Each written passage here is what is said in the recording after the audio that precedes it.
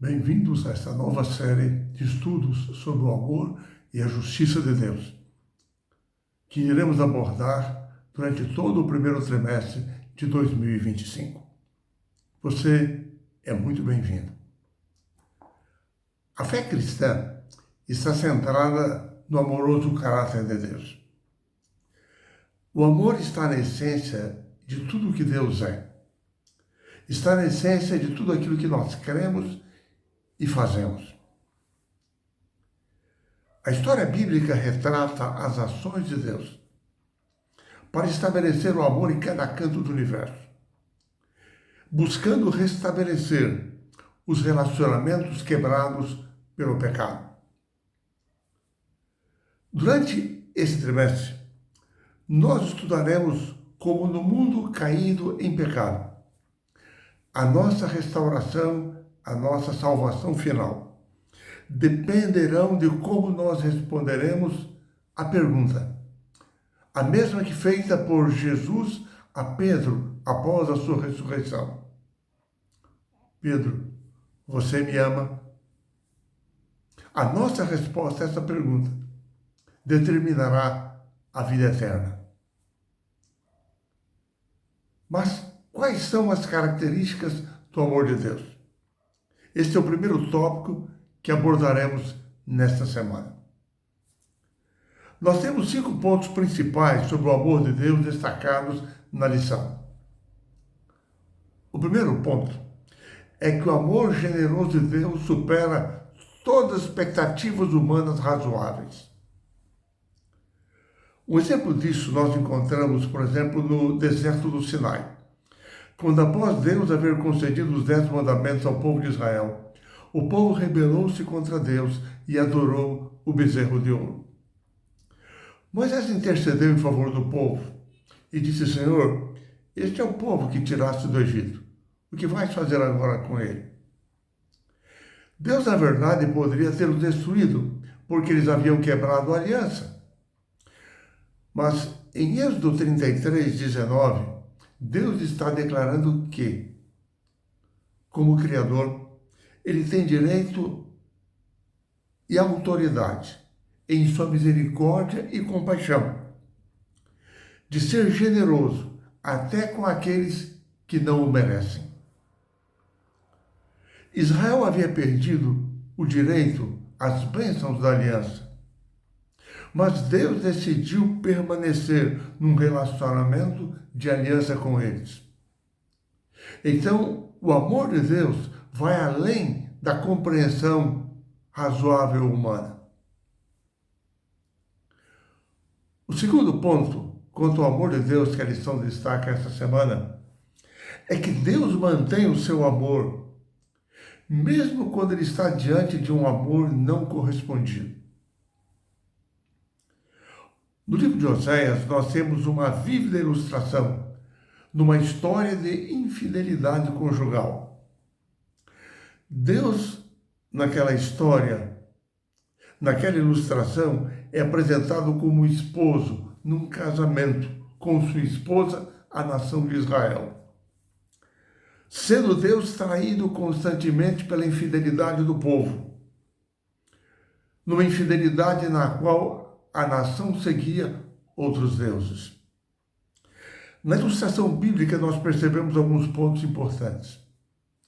Primeiro, Deus continuou sendo um parceiro fiel, cheio de amor, mesmo diante da infidelidade do povo. Segundo, embora Israel tivesse se voltado para amantes espirituais, rompendo seu relacionamento de aliança com Deus, o Senhor continuou concedendo o seu amor e seu perdão. Terceiro, a nação não merecia mais o amor de Deus. Não tinha mais um direito legítimo a esse amor, porque o havia sistematicamente rejeitado. Porém, o quarto ponto é que o Senhor continuou a amá-los voluntariamente, usando inclusive no texto bíblico uma palavra hebraica, nedabá, que é utilizada para as ofertas voluntárias apresentadas no santuário. Ou seja, Deus comprometeu-se consigo mesmo, a continuar agindo em favor do seu povo, em favor da nação, em favor da sua esposa.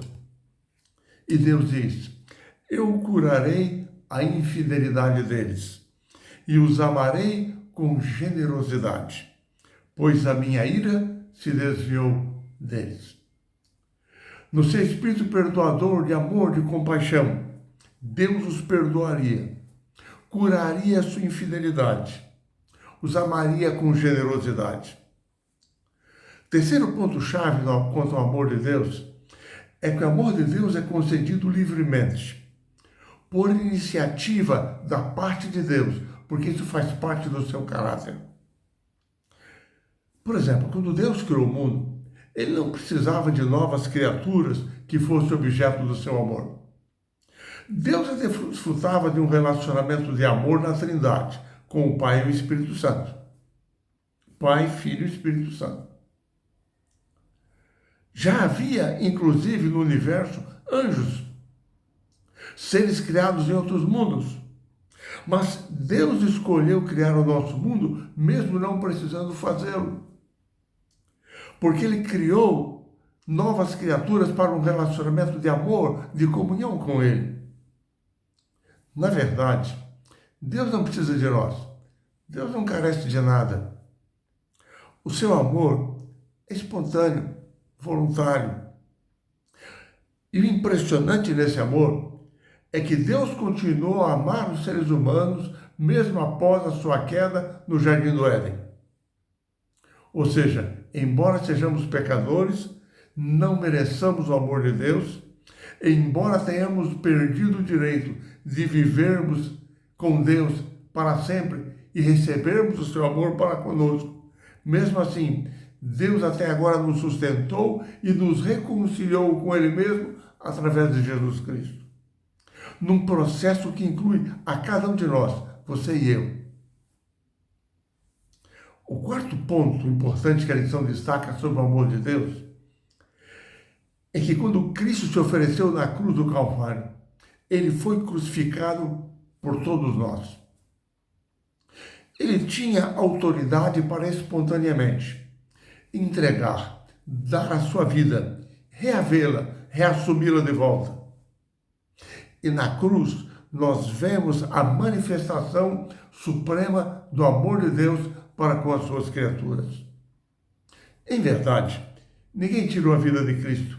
Ele espontaneamente a ofereceu na cruz do Calvário em lugar da morte eterna que o pecador deveria receber. É interessante que Paulo escreve aos Romanos, capítulo 6, e fala sobre esse amor, sobre essa morte em nosso favor. E sobre isso, no livro Desejar Todas as Nações, página 11, Ellen White diz assim: o plano de nossa redenção não foi um pensamento posterior, formulado depois da queda de Adão. Ele foi a revelação do mistério, guardado em silêncio nos tempos eternos.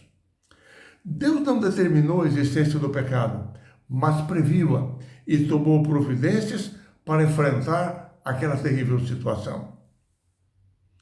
Jesus pagou o preço, abriu um caminho para restaurar um relacionamento entre o céu e a terra.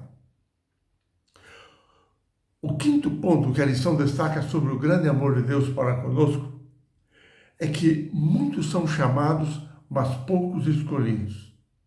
O que significa isso? Por quê?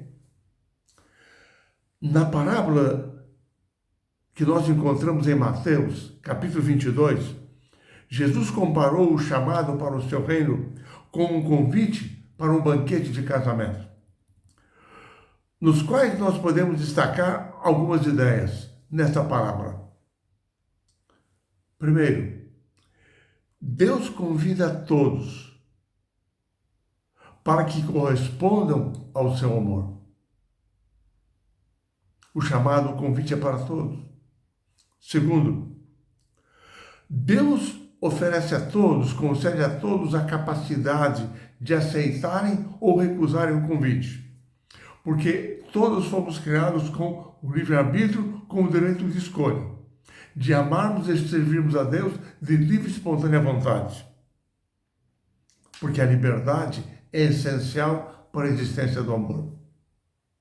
Terceira ideia que encontramos nessa parábola é que muitas vezes os desejos, as coisas deste mundo, muitas vezes se sobressaem em nossa vida e nos impedem de aceitarmos o convite de Deus. E tal qual as pessoas que receberam o chamado na parábola, às vezes ou nós ignoramos o chamado de Deus ou apresentamos desculpas para não aceitá-lo. A quarta ideia que encontramos na parábola é que muitas vezes os seres humanos reagem até mesmo contra o chamado de Deus. Incrível. A quarta ideia ali exposta é que muitas pessoas querem participar do banquete que Deus oferece, porém usando suas próprias ideias, sua própria justiça para alcançarem o reino dos céus. Ele não quer que permitirem a ação do Espírito Santo de Deus, revestindo-se da justiça de Cristo Jesus. Enfim, na lição dessa semana, nós aprendemos que o amor de Deus não é produzido por nenhuma ação de nossa parte.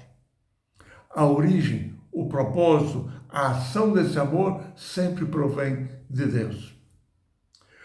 O amor de Deus não depende de fatores externos. E é impossível medir o alcance desse amor. Os escolhidos na parábola de Mateus 22 são aqueles que, uma vez chamados por Cristo, aceitam espontaneamente o seu convite, aceitam a transformação do Espírito Santo em suas vidas. São preparados segundo Deus, com vestes da justiça de Cristo, para serem habilitados para o seu reino. Que ao estudarmos essa preciosa lição nessa semana, nós não resistamos ao amor de Deus, ao seu chamado para nós. Que nada nos separe em nossa mente, em nosso coração, desse grande amor. Que nós o aceitemos e o abracemos pela fé. Que Deus nos bendiga para sempre.